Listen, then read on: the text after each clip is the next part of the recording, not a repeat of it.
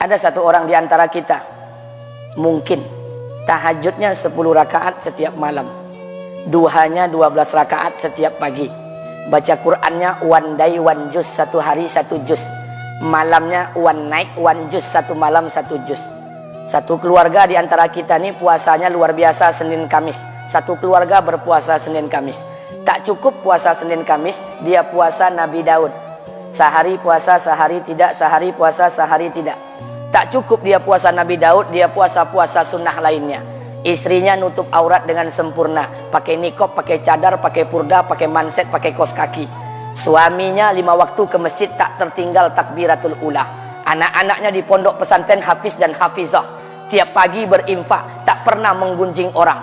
Quran terjaga, aurat terjaga, tahajud terjaga, 5 waktu terjaga, duha terjaga, Quran terjaga, puasa terjaga. Sempurna satu keluarga nih, amalnya. Tapi sudah 8 tahun dia tak tengok ayah ibunya. Sudah bertahun-tahun dia tak nyapa kedua orang tuanya. Sudah bertahun-tahun dia tak berhubungan baik dengan ayah ibunya. Sudah berminggu-minggu dia berkelahi dengan ayah ibunya. Sudah berhari-hari dia bermusuhan dengan kedua orang tuanya. Maka anak seperti ini, seluruh amal yang mereka kerjakan tertolak di sisi Allah Subhanahu wa taala, tidak akan diterima Allah.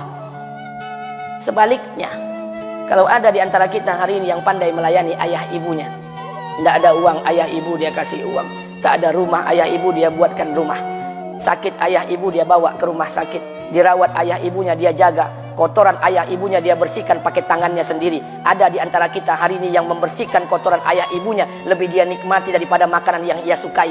Begitu luar biasanya dia melayani ayah ibunya. Tapi dia tinggalkan sholat, dia injak-injak perintah Allah, dia tinggalkan perintah Allah dengan mutlak. Maka kebaikan satu orang anak ini kepada ayah ibunya seluruhnya tidak diterima Allah Subhanahu wa taala. Atau jangan-jangan inilah yang menjadi penyebab amal kita tak diterima Allah. Atau jangan-jangan inilah yang menjadi penyebab amal kita tertolak di sisi Allah. Kita sholat juga, kita sujud juga, kita puasa juga, kita ngaji juga, kita dengarkan ceramah juga. Maka oleh karena itu, Pak, Bu, ayah kita tuh tinggal di kampung, ayah ibu tinggal di kampung sana. Terkadang ayah ibu kita tak sekolah, SD, SMP, SMA tak tamat. Dia sekolahkan kita SD, SMP, SMA, S1, S2, S3 dengan harapan hidup kita lebih baik daripada keadaan dia sekarang. Tapi apa yang membuat kita jarang untuk menjenguk mereka? Saya ingin sampaikan buat kita bersama. Ayah ibu kita tak tahu kita ni eselon 1, eselon 2, Pak. Ayah ibu kita tak tahu pangkat PNS kita 3A, 3B, 3C, 3D, 4A, 4B, 4C, 4D. Ayah ibu kita tak tahu kita ni public figure. Ayah ibu kita tak tahu dan tak mau tahu. Yang dia tahu kita ni anaknya. Ayah ibu kita tak tahu kita punya sawit berapa. Ayah ibu kita tak butuh mobil kita. Dia tak butuh rumah kita. Tapi yang dia butuhkan kita. Apa yang membuat kita jarang untuk menjenguk mereka?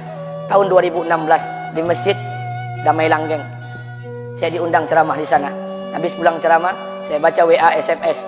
Ada seorang ustadz Pekanbaru kirimkan WA dengan saya. Saya baca 2 kali, air mata saya menetes. Kenapa? Karena WA itu berisi cerita satu orang ibu sedang menelpon anaknya. Ibunya nelpon anaknya. Assalamualaikum nak. Waalaikumsalam, kata anaknya. Kata ibunya, nak, sudah 1 bulan kau tak tengok ibu. Apa yang membuat engkau berhalangan, nak? Apakah kau sibuk dengan pekerjaanmu? Minggu yang kedua ibunya telepon lagi. Assalamualaikum nak, kata anaknya. Waalaikumsalam. Kata ibunya, nak, ibu dapat kabar apa engkau baru beli mobil baru. Apa betul nak? Kata anaknya, betul bu. Kata ibunya, alhamdulillah nak, ibu bangga kau pandai menyenangkan hati anak istrimu. Minggu yang ketiga ibunya telepon lagi. Assalamualaikum nak, kata anaknya. Waalaikumsalam. Kata ibunya, nak, ibu dapat kabar bahwa engkau baru beli rumah baru. Apa betul nak? Kata anaknya, betul bu. Kata ibunya, alhamdulillah nak, ibu senang kau bertanggung jawab dengan anak istrimu. Minggu yang keempat ibunya telepon lagi. Assalamualaikum nak. Waalaikumsalam. Kata ibunya, nak, tadi ibu pergi ke pasar, ibu jumpa temanmu di pasar. Kata temanmu di pasar, temanmu banyak bercerita tentang kamu. Kata temanmu tadi, kamu baru beli anak anjing seharga 40 juta dari negeri Belanda. Apa betul nak? Kata anaknya, betul. Kata ibunya, nak, dengarkan pesan ibu untuk terakhir kalinya. Apa pesan ibunya? Wahai anakku, engkau pelihara 1 ekor anjing. Kau siapkan harga anjing 40 juta. Kau siapkan rumah untuk anjingmu depan rumahmu. Kau jaga anjingmu pagi, siang, dan sore. Kau mandikan anjingmu pagi, siang, dan sore. Kau kasih makan anjingmu pagi, siang, dan sore. Demi Allah nak, dengarkan pesan ibu untuk terakhir kalinya. Apa kata ibunya? Demi Allah nak, demi Allah, Kalau seandainya Allah menciptakan ibu, kalau seandainya Allah menciptakan ibu untuk yang kedua kali di muka bumi ini, nak, demi Allah, ibu tak ingin terlahir sebagai manusia. Ibu ingin lahir sebagai seekor anjing, biar berada depan rumahmu dan melihat wajahmu setiap hari. Ibu kita tak butuh harta kita, Pak. Dia tak butuh uang kita, dia butuh kita. Apa yang membuat kita jarang untuk menjenguk mereka? Pantas hidup kita tidak berkah, pantas rumah tangga kita tidak sakinah, karena hubungan dengan ayah ibu kita rusak selama ini. Masih ada kesempatan, masih yang jauh telepon, yang dekat kunjungi mereka. Demi Allah, kita butuh keberkahan doa mereka. Yang sudah meninggal, ziarahi kuburnya dan doakan mereka. Imam As-Syafi'i berkata, apa kata Imam As-Syafi'i? Manusia zalim, manusia bodoh, kalian tak tahu apabila ayah dan ibu kalian mengangkat tangan di malam hari, dia berdoa kepada Allah untuk anaknya. Doanya cuma sekali, malamnya cuma sekali, hanya sekali saja doanya. Apa kata Imam Syafi'i? Sekali doa ayah dan ibu kalian sudah cukup bagi Allah untuk menjadikan kalian anaknya berkah dunia akhirat. Hari ini berapa banyak doa ayah dan ibu kita, tapi tidak ada keberkahan buat anak mereka. Kenapa? Hati mereka tersakiti. Maka pulang, Pak, cari mak bapak kita. Kita punya rumah hari ini, Bu. Kita punya rumah, punya harta, punya uang, punya pekerjaan, punya kekayaan, punya sawit. Kita jadi orang hari ini jadi pegawai bukan kena sarjana kita, Pak. Kita jadi orang hari ini bukan kena otak kita. Kita jadi orang hari ini bukan kena kepintaran kita. Kita jadi orang hari ini jangan-jangan kena keberkahan doa ayah dan ibu kita yang tak pandai tulis baca di kampung sana. Cari mak bapak kita, Pak. Demi Allah, kita butuh keberkahan doa mereka. Apa guna di kehidupan dunia sementara Allah tidak ridho dengan kehidupan kita? Pantas amal kita tertolak di sisi Allah. Maka pulang ke rumah, cari mak dan bapak kita yang masih hidup, duduk bersama mereka. Kalau seandainya kita tak bisa membahagiakan mereka, jangan pernah menyusahkan mereka.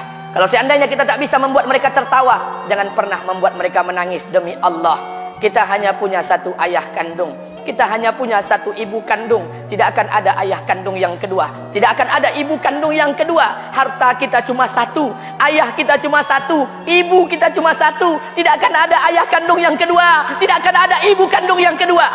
Pangkat jabatan bisa dicari, harta bisa diraih, kesempatan membahagiakan ayah dan ibu kita hanya sekali di kehidupan dunia ini, Pak. Pulanglah. Ketika mereka memanggil, tinggalkan istri, tinggalkan pekerjaan, tinggalkan semua proyek kita. Demi Allah, datangi mereka. Kata Nabi, sesaat kalian duduk bersama ayah dan ibu kalian akan mendatangkan keberkahan. Kenapa kalian tidak duduk bersama mereka? Jangan-jangan inilah yang menjadi penyebab amal-amal kita tertolak di sisi Allah.